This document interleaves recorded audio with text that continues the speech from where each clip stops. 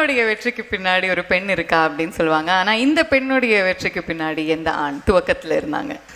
Beginning ஸ்டேஜில் என்னோட அப்பா தான் அவ்வளோ என்கரேஜ் பண்ணி எனக்காக நிறைய அப்பா தியாகங்கள் பண்ணியிருக்காங்கன்னு கூட சொல்லலாம். அதுக்கப்புறம் என்னோட கணவன், அவரும் ரொம்ப ரொம்ப அவரோட வேலை கூட ரிசைன் பண்ணிவிட்டேன், நான் தனியாக எங்கேயும் போக மாட்டேன்னு சொல்லி எனக்கு கூட எங்கேயுமே துணையாக எப்போவுமே அவர் என்னோட இருக்கார். அதனால் இந்த ஒரு தருணத்தில் இந்த 2 ஆம்பளைங்களுக்கும் நான் ரொம்ப ரொம்ப நன்றி சொல்லணும்.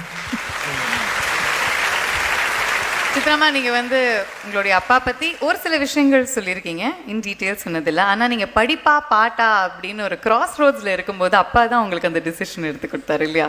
அப்பா அன்றைக்கி என்கிட்ட ஒரு ப்ராமிஸ் வாங்கினார், நான் எம்ஏ கம்ப்ளீட் பண்ணணும்னு. பட் அந்த ப்ராமிஸ் என்னால் பண்ண முடியலை. அப்போ இளையராஜா சார் சொல்லும்போது எப்படி அவரோட வார்த்தை எப்படி அது பண்ணாமல் இருக்கிறது ரொம்ப தப்புங்கிறதுனால என்னோடய அப்பா அப்போ எக்ஸாம் அப்புறம் பண்ணிக்கலாம், ராஜா சாரோட வார்த்தைக்கு மதிப்பு கொடுக்கணும், அவரோட பாடல் கண்டிப்பாக பாடிட்டு தான் போகணுங்கிற ஒரு டெசிஷனுக்கு வந்தது. அதுவே என்னோடய லைஃப்பில் பெரிய சேஞ்சை அமைஞ்சது. அதனால் ராஜா சாருக்கும் என்னோட ரொம்ப ரொம்ப ரொம்ப நன்றி சொல்கிறேன்.